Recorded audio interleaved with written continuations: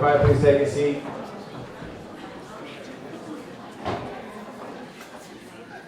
Good evening.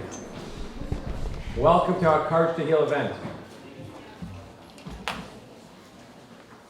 I want to thank our gracious hosts, Simi and Stevie Balciano. You have both given so much to this community and to SBH over the decades. Thank you for not just opening up your home tonight, but opening up your hearts to all of us. Thank you. I would also like to recognize our partners at the Safe Foundation, Simcha, and Ray of Hope. Your collaboration has been vital to advancing this most important initiative. Thank you.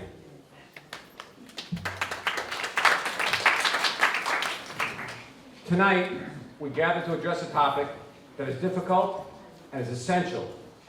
How do we protect our children from abuse? How do we teach them about boundaries in a way that empowers them rather than frightens them? As parents, our responsibility is not to shield our children from every possible obstacle, although we would like to do that, but to prepare them to face the challenges that life will bring them, and to deal with it with strength and be aware. A few years ago, I came across a quote that struck me deeply, and I feel is especially fitting for this moment. Our job as parents is not to pave the road for our children, but to pave our children for the road.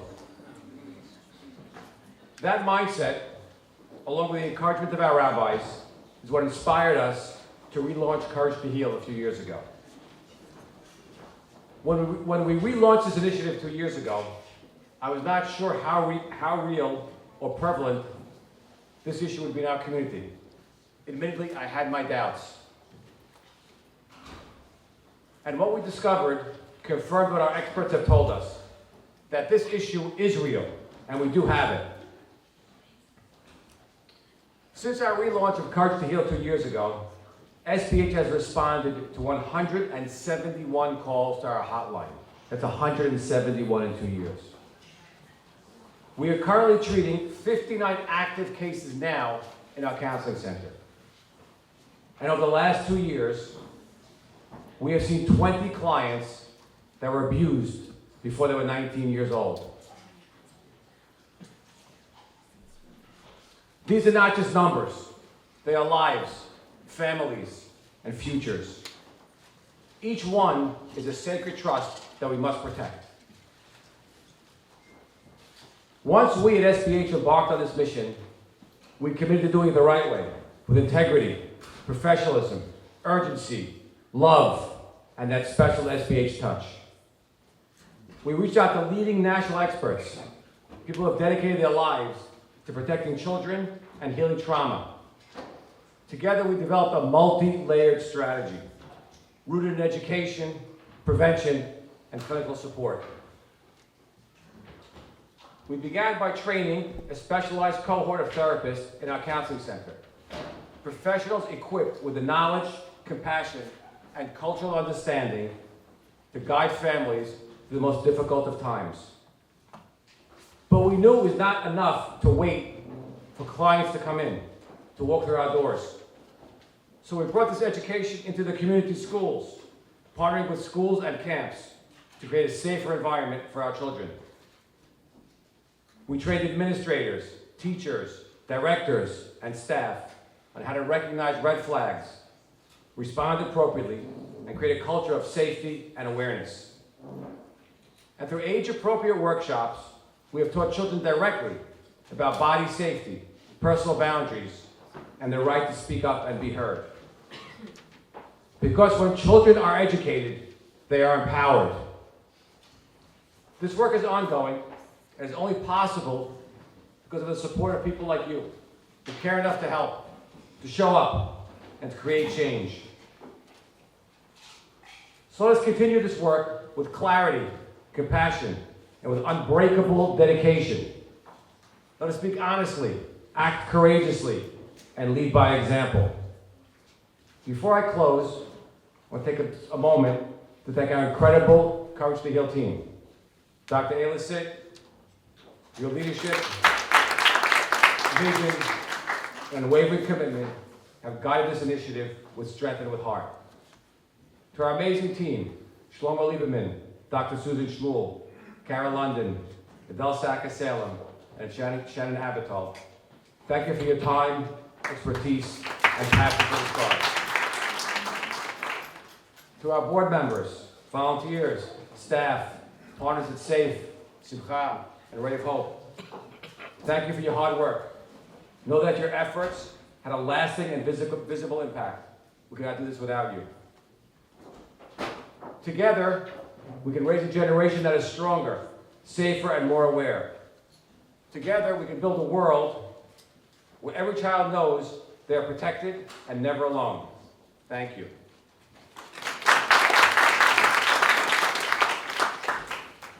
About a month before our last Courage to Heal event, 2 summers ago, I'll be honest, I had cold feet. I began to question whether SBH should even do this. Should we move forward with this initiative? Were we raising an unnecessary alarm? Were we bringing too much attention to something that didn't warrant it? I was not sure. So I reached out to the rabbi for advice. Without hesitation, the rabbi encouraged me. He told me clearly and firmly, not only should you do this, you must. The event is necessary, and SBH is the exact right organization to lead this initiative. The rabbi's conviction gave us strength. His words gave us confidence. And his partnership gave this initiative the foundation it needed to succeed. It is with my deep respect and gratitude that I now introduce Rabbi Diamond.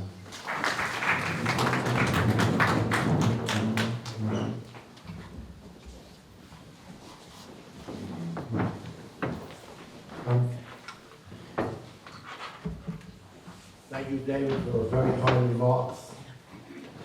The truth is, this Courage to Heal initiative of Baruch and Kolim is unbelievable. Very necessary.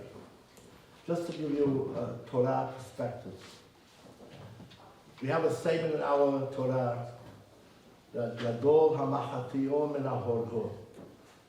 Greater is someone, greater sin is someone that caused someone to sin than to actually kill him. You kill him, you take him away from this world, but he'll have Olam Haba, he'll have the next world. I'm not belittling murder, but I'm emphasizing what it means to corrupt a person's neshama. What does it mean to destroy a person's soul? I don't know of any sin that destroys a person's soul more than sexual child abuse. The effect on a person could be forever. Hopefully, with the different groups that are assembled here to help in recovery, help in healing, it'll be less, but it's a terrible, terrible corruption of one's person's personality, soul, his whole inside is destroyed with sexual abuse. It has increased over the years. It's very common, unfortunately, in our community. For those that happen to it many times by siblings and relatives. Something that we face on a regular basis and a daily basis, problems. I know we spoke a few years ago when they started this. I realized that many, many people came forward to express their problems. We have no idea what this means, and it's very appropriate that we're doing during the 3 weeks. We're mourning for the destruction of the temple, and many ask, that's thousands of years ago, it's hard to feel it. You have to know that every problem that we have throughout history is the result that we lost the temple, and we lost the Shekhinah, we lost God dwelling among us. The minute God left us with the destruction of the temple, problems ensued. Enemies were able to overtake us. But other problems started. And among the problems that we really have to mourn, because every year there's new things to mourn for, is the problem of sexual abuse. It's a problem that is prevalent, very, very widespread, unfortunately. And what they're doing, Bikur Kolim, and all the other organizations that are here. And I just want to give a shout out to Simi and Stevie Balciano, hopefully it's their hands, and to SBH to create this panel of professionals that know and deal with this on a regular basis, and to give us help how to guard our children, just like we guard our souls, how to guard our bodies, and how to guard our children. And just want to give a berachah for all of you, to scale them forth for what you're doing and continue to do your wonderful work. Yakov said it. Wow, it's amazing to look around this room because just 2 years ago, as David was mentioning before, we were so anxious before the launch of Courage to Heal. Would anyone show up? And we were planning for what would we do if nobody came. And that is how we sort of prepared for the event, with the hope that if just one person came, it would make all the difference. And we were beyond amazed when we filled over 300 seats and kept on pulling out more chairs. And looking around the room again, the community came through again, which is unbelievable and shows how amazing this community is and how we don't shy away from really taboo and difficult topics that people don't want to talk about. So, my name is Ayla, Sitt. I just had to get that out first. I'm a clinical psychologist. I co-found a private practice with my husband, Dr. David Sitt, called LCSW Psychology, and I'm also the chair of Courage to Heal. And I get how difficult it is to talk about this topic because as a mom myself of 4 children, I struggle talking about this topic too, because I want to make sure that I do, but it's really hard to come up with the words you want to say, developmentally appropriate words you want to say, how you want to say it. I just sent my oldest to sleepaway camp this morning. I'm doing okay. And I had to think of how I was going to explain to him, I want you to have the best time, and it's going to be amazing, and he's already terrified, and then I want him to be like, and also, if anyone makes you feel uncomfortable, do you know what to do? And I had to have that conversation, even though it was so hard, and do it in a way that wouldn't scare him. And that is so much of what I hope you're going to gain from tonight.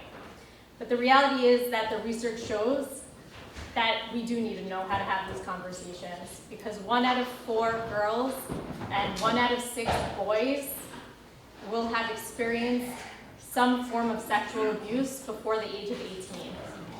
And one of you asked the question, is that related to us or is that the other people?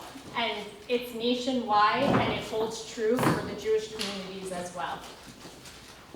While the types of abuse and perpetrators can vary, research in Jewish communities indicates that the most common form of abuse is intrafamilial, within our families, often involving immediate family members or cousins.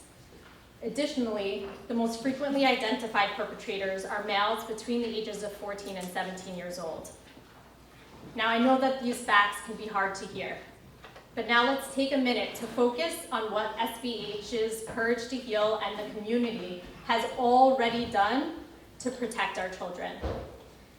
We've trained almost 2,000 children in how to keep themselves safe. We've also trained over 1,000 school staff and 12 community camps on how to keep our children safe.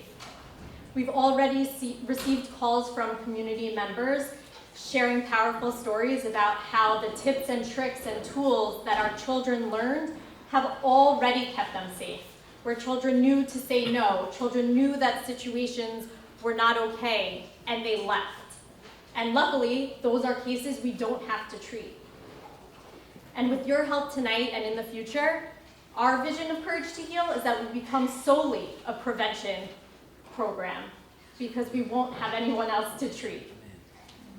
Many of you answered our prompt for questions, and had many, which shows that you deeply care and are actively involved, which are 2 very important things. That being said, many of your questions were very detailed and specific, and we may not be able to address all of them tonight. That doesn't mean that every single question you asked wasn't important And so we suggest that you follow up either by using our helpline or using the fireside chats that we have, and I'm going to talk about that in a second. So, and part of the reason why we're not answering all of these questions in this format is because there isn't always a one-size-fits-all answer, and there isn't always a right answer, although I know we would love for there to be an easy way to get through a really difficult topic.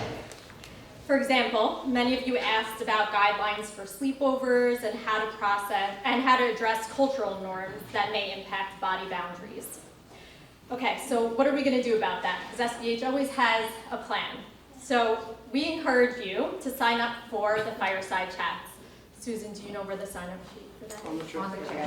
Okay. There's a QR code on everyone's chair. Oh, okay. So see, there's a QR code on everybody's chair. So if you would like to have a fireside chat, which is a small group of people that you can create yourself in your home, if that would make you feel more comfortable, it could be family, it could be friends, so that you can get deeper into these topics and you'll get more specific guidance and support to create rules and boundaries that both protect your child and align with your family's values and dynamics. Okay, now last but not least, I would like to introduce our moderator, Corey Ajmi, who is an elementary school teacher at the Yeshivah of Flatbush and is currently a best-selling author. She's a mother, grandmother, and board member of the Safe Foundation and founder of Safe Parenting.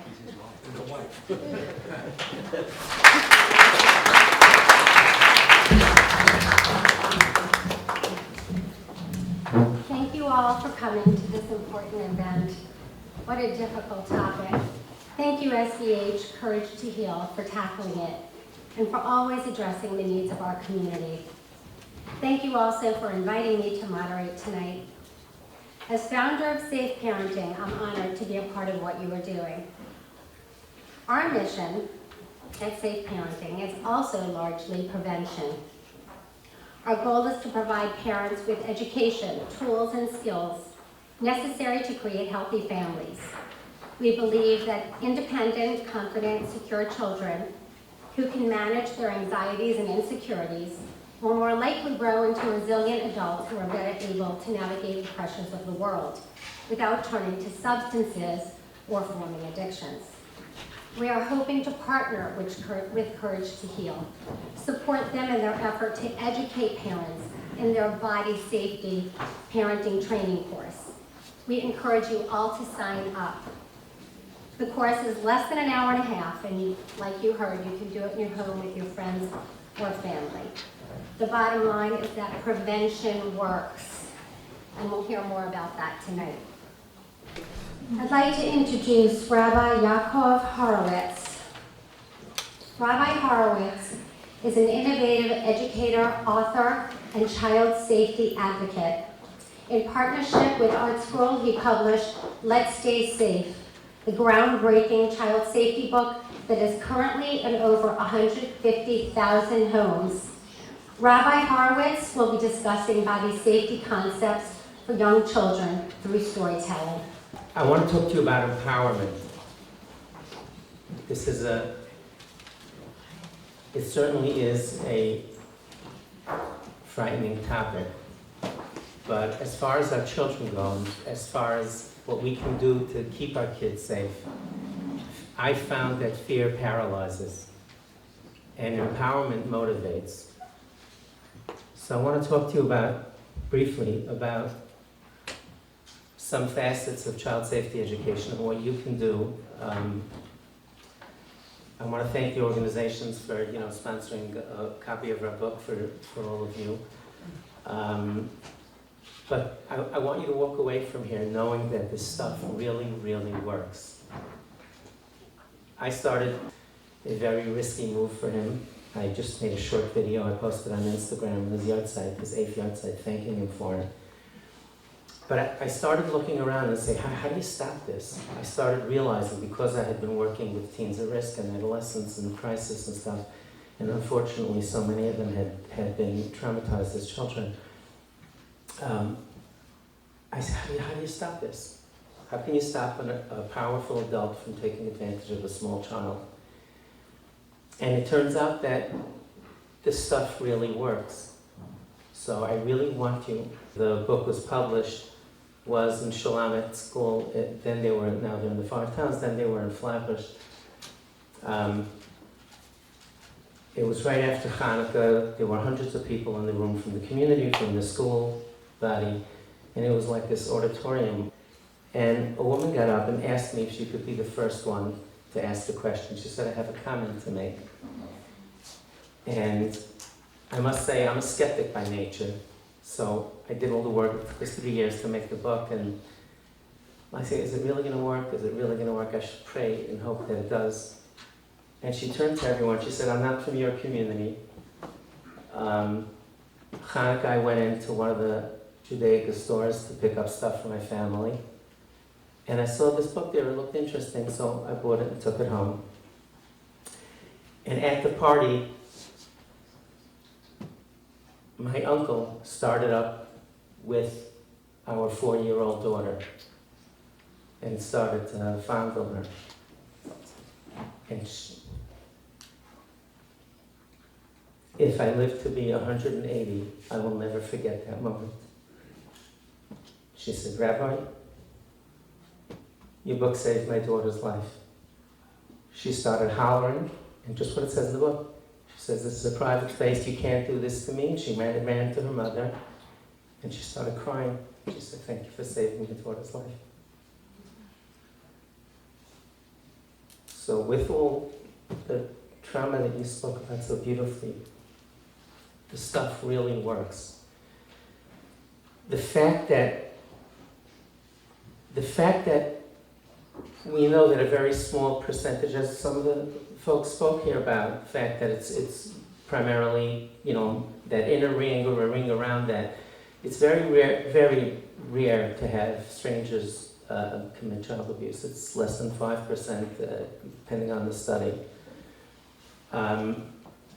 So it's terrifying to think that people that you love and know can do this.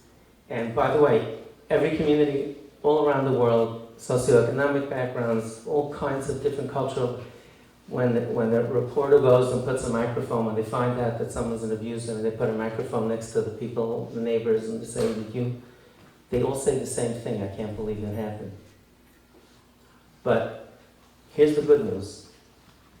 The empowering, it's frightening. The point is that even very subtle signs that children have been spoken to, the abusers are incredibly attuned to that. So it could be even a look. Someone puts a hand on your child, even if it's not a private space, and they just look like that. That abuser, in all likelihood, they're going to take a walk and get out of there. So there's such velocity in child safety training. I'm begging you, please don't get paralyzed here. Get empowered. It's okay to get spunky and a little ticked off. But don't feel that it's not doable. It is. We see it. We keep seeing it. That this stuff really works. We recently, my wife and I, spent half a year. We spent half the year in Florida. So think of a financial scammer. If somebody wants to scam people, an elderly person that lives alone, that's not that technology savvy, right? I'm talking about a more benign topic than child abuse. Just get away from that for a second. But think of that as an analogy.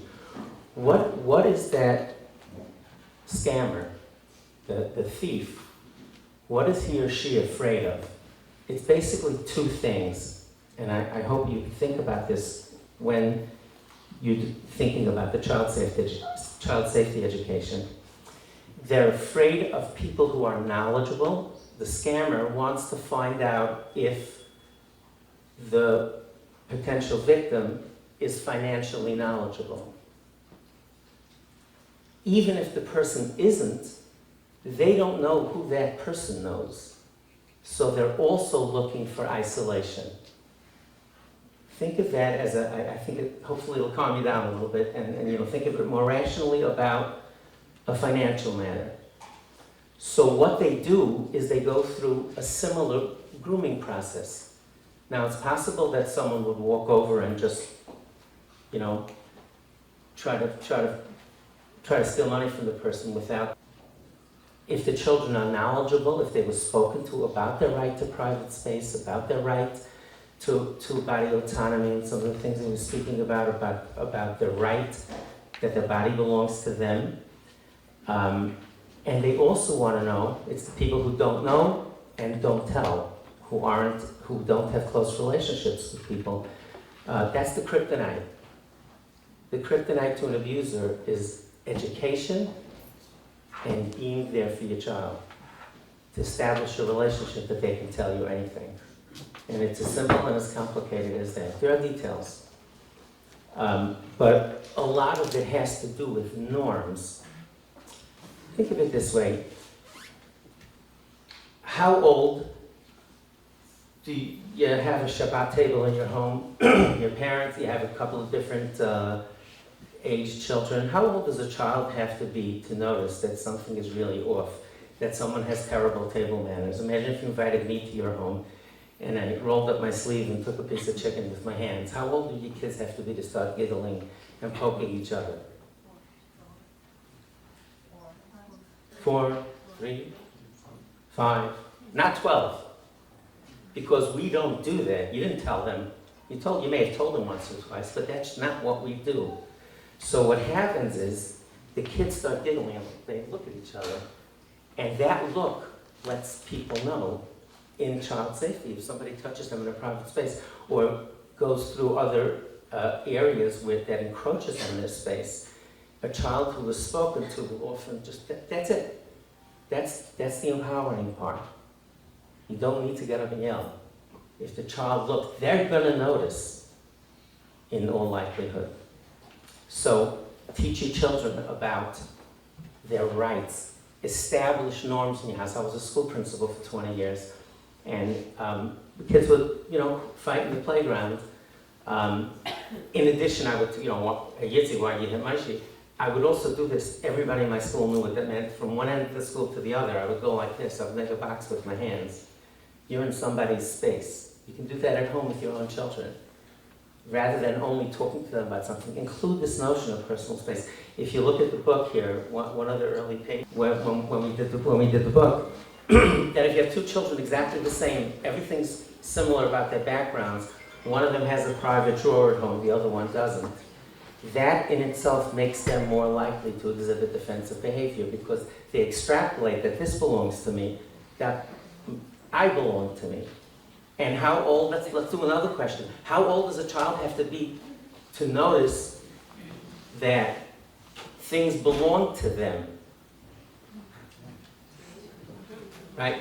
Less than that, right? Less than 4, 5, 6. Take away a pacifier, take away the blanket. So when you train them to say, you belong to you. You are a person and people have to.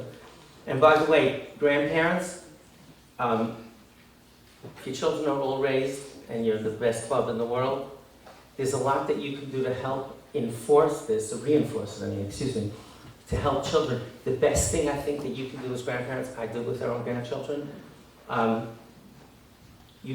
before you engage with them, you ask them, is it okay? I ask all our grandchildren, may I, if I go over to kiss them on the forehead?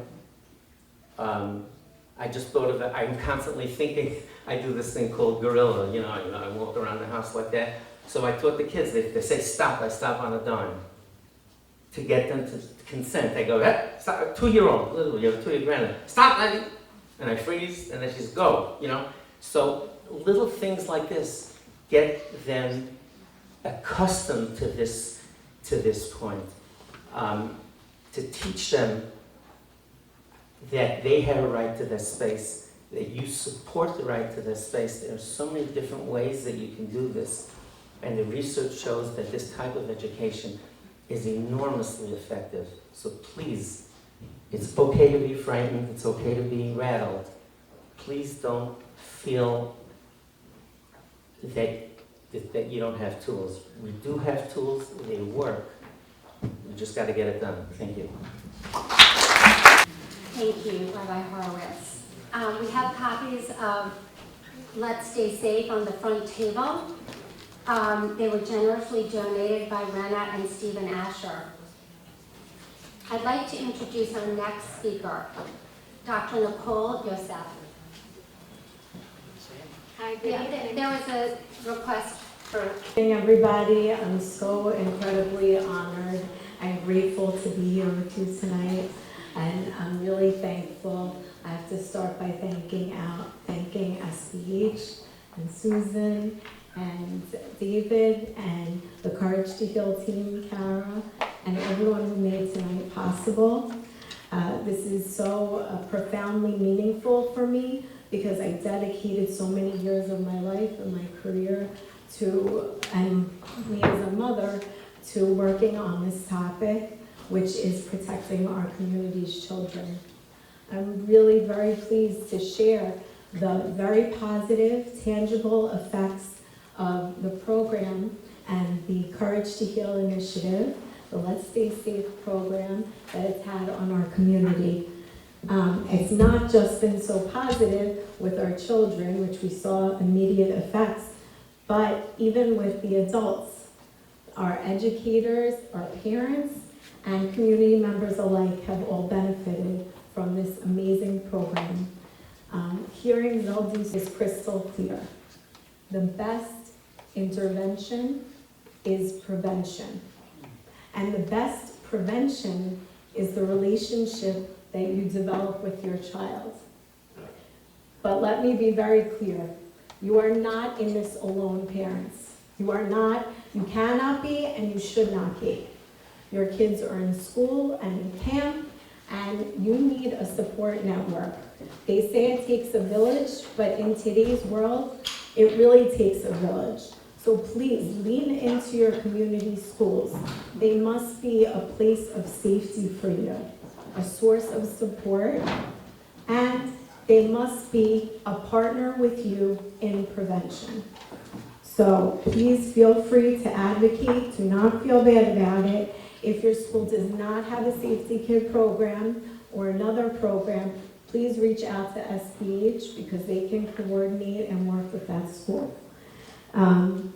Into each individual class with the guidance person, and the teachers had already had their training program, but they shouldn't be alone in case someone discloses or a child asks a sensitive question. So this way the teachers could feel supported as well. So it was really a very collaborative, community-based effort, and the results were immediate, and they were powerful. And they really, it was something that I didn't expect. So I was going into different classes. I'm not going to tell you too many stories, but I'm going to tell you two.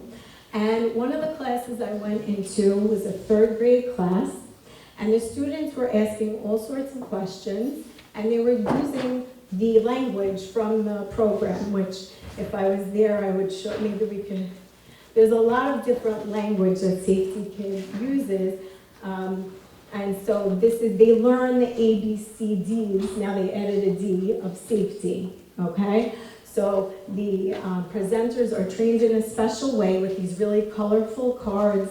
There's a video, there's role playing, it's very engaging. And they had just learned about the D, which is do tell. So the presenter just shared with the 3rd grade class, this is when you do tell. So after she spoke, a little boy raised his hand and said, I have a do tell. Right there. And he started to it just came out of him.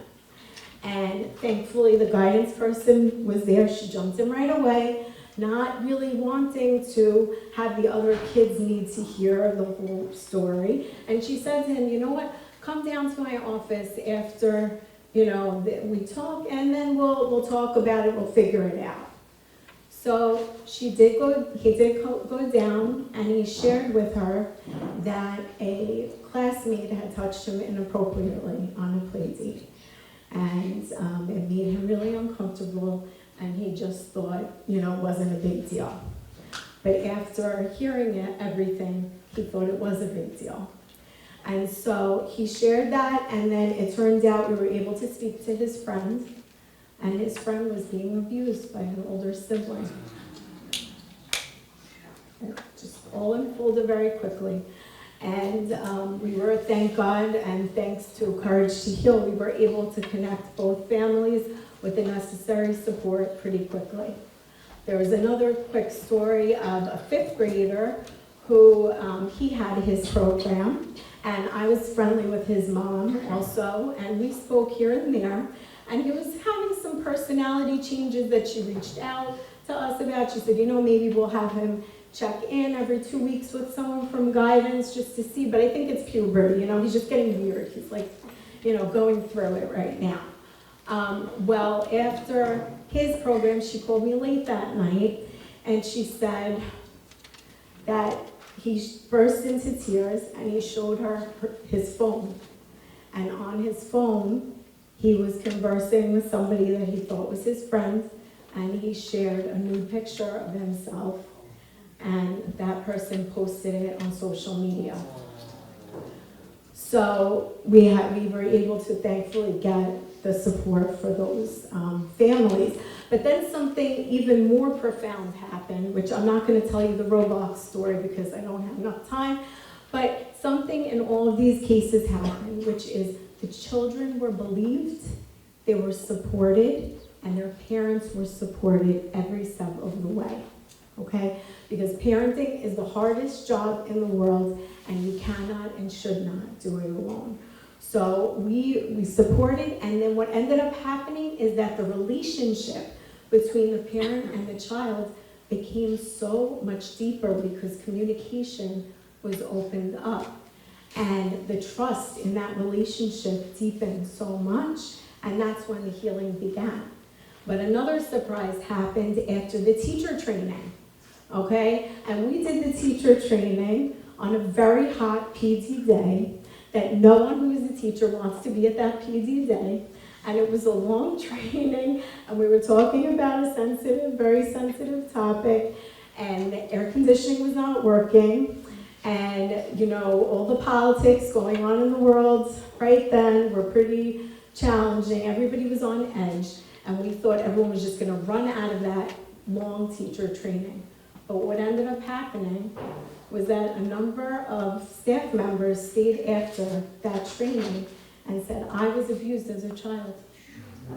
And some of them said this was the first time, 2 of them said, that they were telling somebody. And that they wanted to heal. They were ready for help. So that's what we did with the help of God and Courage to Heal. We got them that support.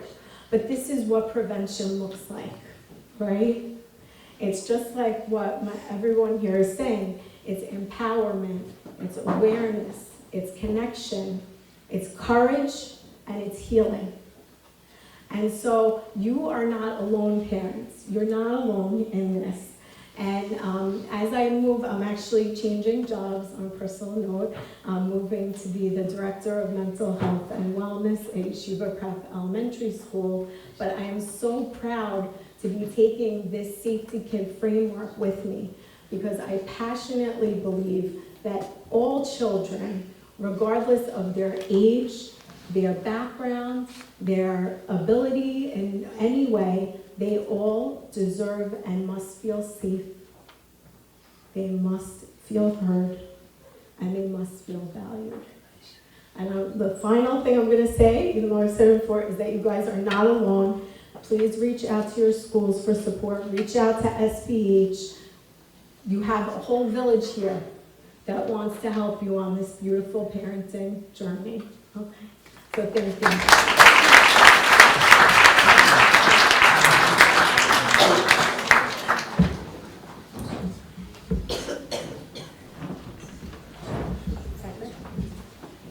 Thank you so much.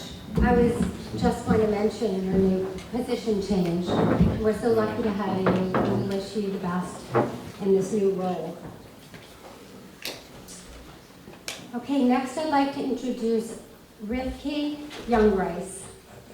She is a licensed clinical therapist and trauma specialist in private practice for over 25 years. She is the founder of Advanced Psychological Trainings. Rivki is a board member and training coordinator of Nefesh International. She has served on the Sexual Abuse Trauma Service Team at William Allenson White Institute of Psychiatry, Psychoanalysis, and Psychology. Rivki will be discussing prevention strategies for elementary school-age children.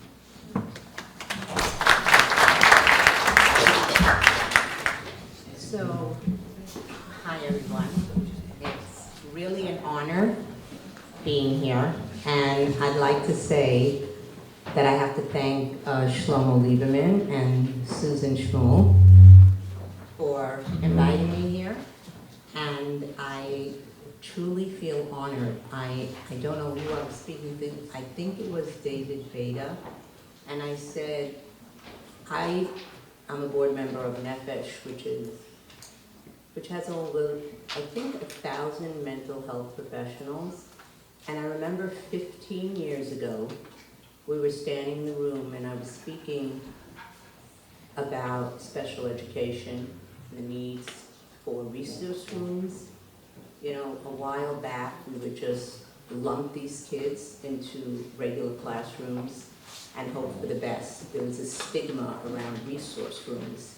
And I remember standing up and saying, I hope that very soon there won't be such stigma around sexual abuse and we will be able to have that conversation. And I'm looking around here and I have to say that SBH is one of the most forward organizations I have ever seen, and I really appreciate being here because I feel that, very similar to what you had said, you feel so passionate if you're doing this work and you see things going wrong, and it's so difficult to do it on your own. I do a lot of trauma work with children, and it's very interesting. This past winter, I presented, Debbie Fox is a wonderful colleague of mine, and we presented together at the Nefesh conference, and I called her, and I said, Debbie, I know your husband David always does the work here, and you don't. She doesn't present at Nefesh. I said, but I want you to present with me. And she said, why? I said, because I want you to do the prevention part, and I'll do the intervention part. But I don't want to just do the intervention. I treat children that have been molested, all ages. I treat adults who've been molested.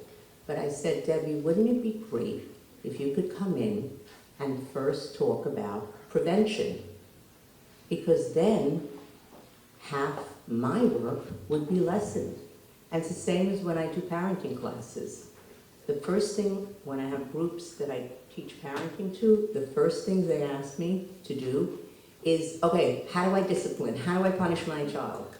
Could you do that first session? And I'll say, no. That's the third session. What do you mean? And I'll say, the first session is active listening.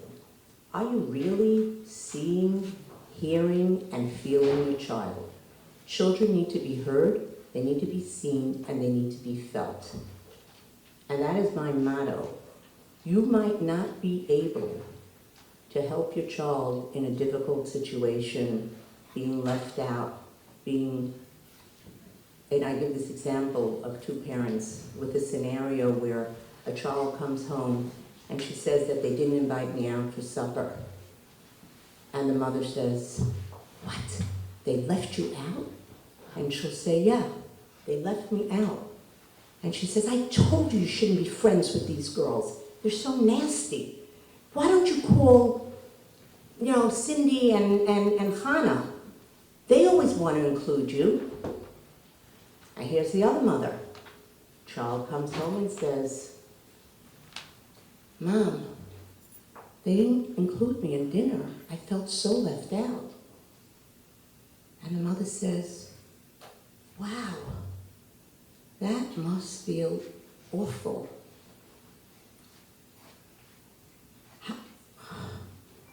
What do you think you want to do? Is there anything I could do to help? Now here's the thing. Both mothers can't call up Hannah and Cindy, or they're the mothers and say, why are you leaving my child out? Well, some do, some mothers do, I take that back. But, what's the difference? One child, in the first scenario, says, shut up, when her mother's telling that. Why don't you go play with those girls? So now, she not only felt left out, now she's got the burden of her mother giving her and preaching her. Children need to be seen, heard, and felt. You may not be able to change the situation, but you could hear them. They could feel connected to you. So I have a lot to say because one of the things I do want to do, I put myself on a timer right now. I want when things are happening, or just when they're going to camp, or just when we're hearing all about this, and oh boy, let me keep my child safe. It starts way before. So what I mean by that is, how much are we attending to our children? Are we really aware of what's going on while they're playing? You know, very often parents are very happy the kids are playing downstairs and they're at the long, their Shabbos table and they're enjoying all their company. And if the kids don't scream or fight or nothing breaks, we're not going down. We only go down when there's a problem. What's going on here? So A, that creates negative attention. And B, we're not coming down and saying you're playing so beautifully. We're not checking. So that is something that I want to talk about as well before I jump into the practical tips. First of all, when friends are visiting and siblings are interacting and playing with each other, no closed doors. Constantly check. Walk into the room, see what they're doing. Would any parent go out to dinner without a babysitter? What about taking those long naps on Shabbos afternoons? In my experience, that is when the abuse has often occurred between siblings, a brother with a sister, a cousin. Sleepovers. I had a 12-year-old recently in my office. She told me all about the gifts that her mother bought, the wonderful foods they made for the sleepover. Very, very excited. The child was so full of anxiety and wasn't able to go to the bathroom alone, wasn't able to walk to school, and slowly getting better, having friends over. This was amazing. So the mom was so excited, and she let them know they could watch a video. And you know what the child told me? We watched that video, but then we stayed up late at night and we watched 2 other videos, but they weren't so appropriate. And then my friend wanted to do something. Where was the mom? When your children go over sleepovers, are you checking to see who's going to be supervising? I read an article in the Wall Street Journal, and they talked about parents not wanting sleepovers anymore, secular parents. They said they don't know if they're going to be getting to the alcohol cabinet. That's true too, in our community as well. But who's supervising this? What are they watching on the video and what's the content? These are questions you have a right to ask. So now, I want to jump into how to actually practically do some of the things that we talked about. In the behavior, and you're feeling uncomfortable, that's something you have to notice. And I'll speak about an example of that shortly. I just want to quickly go over some of the safety tips for young children and how to actually implement them practically. So one is, we teach body safety. We've been hearing a lot about that. So what does that really mean? I like to talk about body safety. It's something that, me and Debbie Fox spoke about. Even having this conversation, our voices could get very high-pitched. I think I saw a number of 10 hands that feel comfortable discussing this. So one of the first things I say is, you have to speak in a matter-of-fact voice. And we called it the peanut butter and jelly or cream cheese voice. When you're asking kids, do you want a peanut butter jelly sandwich or a cream cheese sandwich? That's the voice you use. And I don't know who it was that spoke about, and I apologize because all of you have done such an excellent job. I was trying to think of what I can say. Where you have parents that will support you once you tell. But here's the thing. We're training our children to tell. But guess what happens? And I see this, and Susan, we spoke about this, I see this often. There's a primary trauma, where the child's been molested, and then there's a secondary trauma. The secondary trauma is the reaction of the parents. I'm not even talking about that you won't support them. But what if your child comes home and tells you that someone touched them? You might say, what? Who? What do you mean? When? Oh my gosh, look. And they start crying. And you call your husband. And then you want to call the school. And you're reacting, and the child's like, wait, should I have told? And the mother kind of loses herself. And I understand it. You're in shock. You're panicking. And you want to know. And I have so many parents coming over to me. They questioned him. They tried. They did this. And he won't say. And then he retracts. He doesn't want to say anything. Okay. You're not going to share. Because mommy's getting too upset. Uh-oh, she's crying. I don't want to make her cry. Better, you know what? I'll keep it to myself. So that's number one. How do you react? Peanut butter jelly voice. Really? Oh no, I'm so sorry to hear that. Come here, honey, let me give you a hug. Now, I'm not going to go into the intervention of when your children are activated. I do consultations for that. I train people with that. That's not what we're here. I just want to practically show you what that means when a parent not only validates and supports, but it's in your response as well. And then there's the teaching body safety. So there's pool safety, there's bike safety. I tell kids that, and I sandwich it right in. Pool safety, you need to wear floaties. Bike, you need to wear helmets. Fire, drop, stop, and roll. Body safety, we don't show our private parts. Everything that's covered up by swimming suits, we don't show it. It's private. And the children have to learn that, and they have to recognize that it's not done. Now you're bringing them an awareness. Oh, and then when they're in an unsafe situation, they're going to recognize that this isn't right because mommy said so. Using clear language. No nicknames, no euphemisms. I have so much trouble with that. There's nicknames. I'm not understanding what the child is referring to. She's pointing here, she's pointing there. No, we need clear language. Teach body autonomy. Explain your body belongs to you and private parts are private. Emphasize not touching other private parts. Your body is yours and you have a right to it. Teach about boundaries. So what I do is teach children about personal space. How can you do that practically? I have 2 hula hoops in my office. I sit in one, I have the child sit in the other. What do? I go into his space in his hula hoop. I say, what are you supposed to do? And they're supposed to push my hand away and say, stop. And then I have them do it to me. And I push their hand away, stop. And then I encourage assertiveness. This little 5-year-old, I said, you could say no. So she says, no. I said, no! And then I say, stop! And she starts yelling. Her mother's like, stop, stop, no! I'm getting her used to. And that gorilla technique was amazing. I'm going to use that. Where the gorilla comes, stop.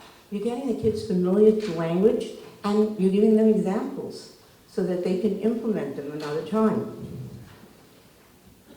Discuss safe touch. Sorry, we're running out of time. Okay, I'm going to wrap it up. Okay, great. So discuss safe touch and unsafe touch. Encourage open communication, like I said. That remains you staying calm. I'm going to just lastly say one thing. Talking about emotions and feelings, children need to know what feelings are and what yucky feelings are. And I do a feeling bottle. So you see all that stuff, that's the problem, that's the yucky feeling. And when we're very angry and upset, this is what happens and we can't think. And here we go. But if we do think, if we do breathe, the stuff can settle and we can find people and do things to help us keep safe. I'm going to just end with 2 more sentences. On the way up here, my husband shared a portion where Moshe Rabbeinu goes up on the mountain and they're watching Amalek fighting with Yisrael, with Klal Yisrael, and there's Aaron and Hor.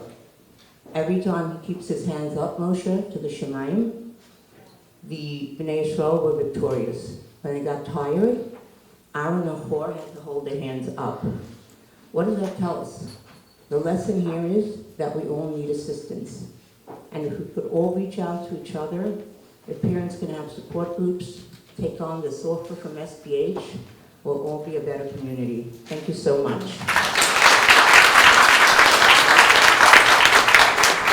Thank you, Rivki. I'm not going to forget the visual of that water bottle for a while. I'd like to introduce our final speaker, Shlomo Lieberman. Shlomo Lieberman is a licensed clinical social worker serving the Syrian community for over 30 years. Having started his career as Director of Client Services at SBH, he is currently the Director of Mental Health at SBH. Shlomo is also the founder of Lieberman Clinical Services, providing individual, marital, and family therapy. Shlomo has served as a special consultant to Dov Heikkinen around the crisis of sexual abuse in the Jewish community. Shlomo will be discussing risk factors and prevention strategies for adolescents and teens. My number one goal is to get you home tonight. So let's do that quickly. To be honest, I have very mixed feelings about being here tonight. On the one hand, I am very sorry we live in a world that we need to discuss this. On the other hand, I'm very proud to be part of SBH who brought us all together, and you should be proud being a parent who is here. I have the challenge of giving you the risks for teenagers and adolescents. I have to do that without frightening you, by empowering you, and at this point I think it's less than 5 minutes. So it's difficult for a lot of reasons. I'm going to be honest, I am very happy that I am not an adolescent or teenager in today's life. Adolescents and teenagers today are exposed to, have access to materials they couldn't possibly understand, and therefore have to face decisions I didn't have to make until adulthood. In order to go through all the risks, we'll be here way too long. But what I'd like to do is I'd like you to think about what our adolescents and teenagers are going through. So I'm going to skip all the science behind this and go down to the fact that we know that their frontal lobes, their taking care of business, their healthy decision-making part of their brain has not been developed. Their emotional part of the center of the brain, the part of the brain that wants to fit in more than anything in the world, the part of the brain that wants and desires things is in full swing. Add in hormones, and you literally have a Lamborghini emotional brain without brakes. That's exactly who our teenagers are. Now let's look at what they face. I want to look at it through 3 lenses. One is exposure. Very quickly, I commute to work every day. I spend a long time on the Verrazano Bridge. I do a lot of my thinking there. I was on the Verrazano Bridge one day, and I'm behind a school bus of Hasidic boys about 13 years old. And on one side of me is a city bus with a perfume billboard of a half-dressed naked lady. And on the other side of me is an advertisement for a television show that you can only get on HBO with several scantily dressed women. And the boys in this bus are glued to the window. They're sitting there staring at this as if they've landed on a strange planet. And I cannot help but think, how many of those boys go home and tell their parents what they saw? How many of them dare ask a question? And it's not just billboards. It's television shows, it's advertisements, it's magazines, it's radio. It all has the agenda of giving you explicit material and telling you that sexuality is okay, it's no big deal. And that's almost impossible for our teenagers to ignore because they have a Lamborghini brain with no brakes. Now let's go to access. How many of you would be okay giving this present to your 15-year-old son for his birthday? Here you go, son. I have hired you a limo driver. I have given him my credit card. He will take you anywhere you want to go. He will pick up anybody you want to pick up. You have him for 24 hours, and he has been told that no matter where you go, he can't tell anybody, even your parents. You guys okay giving that present? Yet we hand our kids cell phones all the time. And unless we take precautions, that's exactly what we're giving our children. The cell phones are windows to the world where they can access anything that they want. Some teenagers even load their parents' credit cards in there so they can pay for it. And then ultimately anybody can access them. And the ones we are giving this window to the world, again, are Lamborghini brains with no brakes. The third one is relationships. Most of us, all of us, learn our basic language relationship skills from home. What I'd like to do, and this is where I want to spend a little bit of time, what I'd like to do is I'd like to quickly read you a dialogue. What I'd like to ask you all, especially the fathers in the room, you're going to tell me how realistic this dialogue is. You ready? Josh says to his father, "Hey, Dad, can I talk to you about something?" "Dad, sure, what's up?" "Josh, so there's a pair of sneakers I've been eyeing, and they're only $200. Can I get them?" "Dad, $200 for sneakers? That's so expensive, Josh." "But Dad, I'm worth it. I've been doing great in school, helping out at home, staying out of trouble. Come on, don't I deserve a little reward?" "Dad, it's not just about a little reward, deserving a little reward, son. It's not right to spend that much money on shoes. That's a lot of money for something that'll be out of style in a few months. Come on, Dad, you're so old-fashioned. You need to be cool, Dad. There aren't just shoes. They're a statement. Everyone at school's wearing them. It's not like it's just a fad. It's about confidence, social status. I knew you wouldn't understand." "Dad, I understand enough to know that you don't need them. Your current sneakers aren't even worn out." "Josh, but I've been such a good son. I do my chores, I bring in good grades, I don't ask for much. This is the one thing I'm asking for, and you're not giving it to me?" "It's not a punishment, Josh. I appreciate all those things you do, truly. But part of growing up is learning that you can't get everything you want." "Josh, so you're saying it doesn't really matter how much I try?" How realistic is that conversation? Very realistic. Probably the only thing that's not realistic about it. Probably the only thing that's not realistic about it is that it didn't become an argument. Nobody was screaming. Right? That's probably the only thing. Great. If this is realistic, here's my next question. What happens when Josh gets a girlfriend? Here's what I want to do. I want to read you the next dialogue. You ready? I know I'm running very low on time. "Josh, hey, Emily, can I talk to you about something?" "Emily, sure, what's up?" "So I was thinking, we've been together a little while now. How about we hold hands in public when we go out, just like in public?" Emily says, "In public?" "Josh, I don't know, that's a little much. It's just, not right now." "Josh, but Em, I'm worth it. I'm sweet, respectful, patient. Come on, don't I deserve a little affection?" "Emily, it's not about what you deserve. It just doesn't feel right. People might see. What if someone we know sees us?" "Josh, come on, Emily. You're so old-fashioned.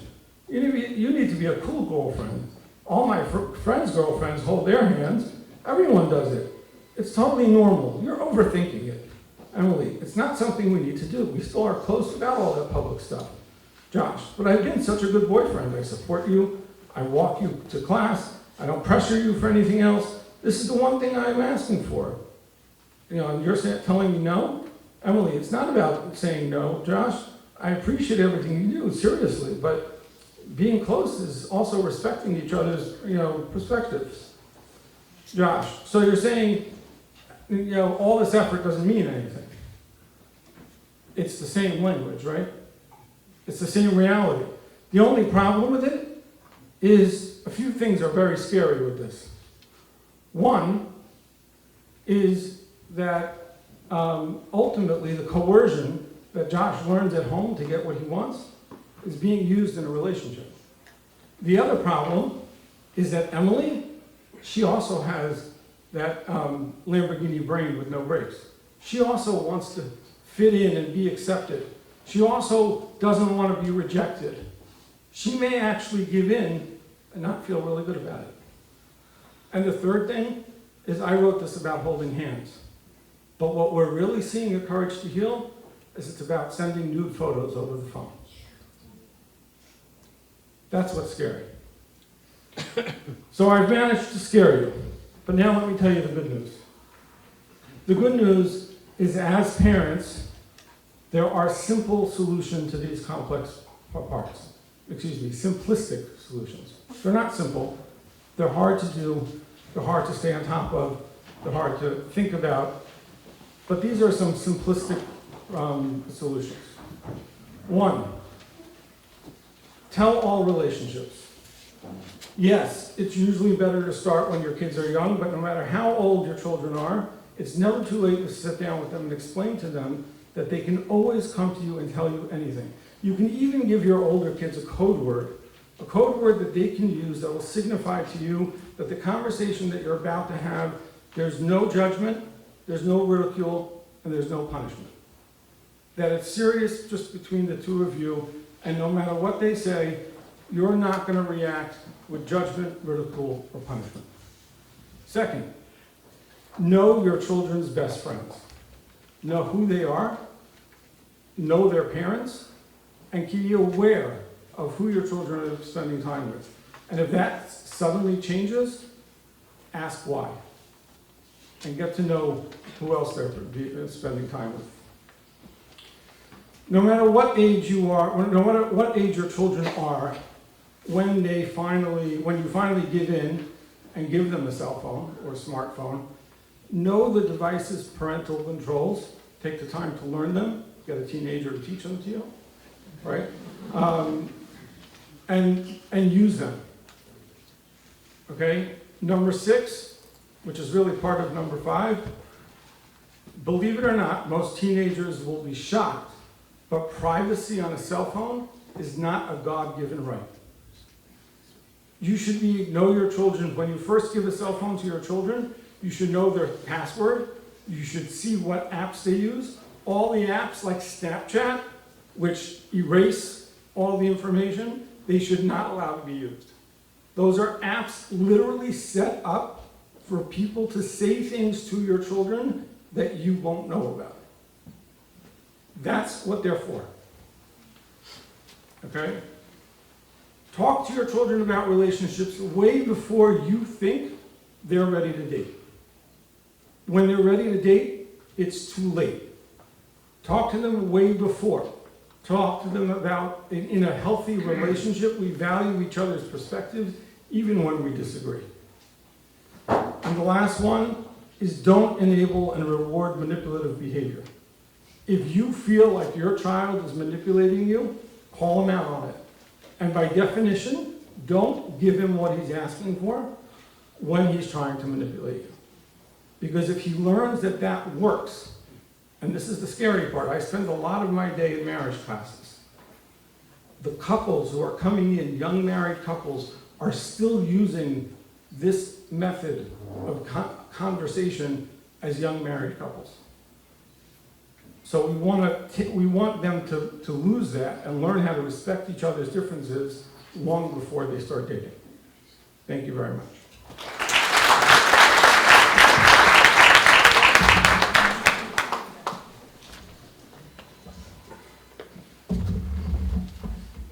Thank you to all our amazing panelists for the important information.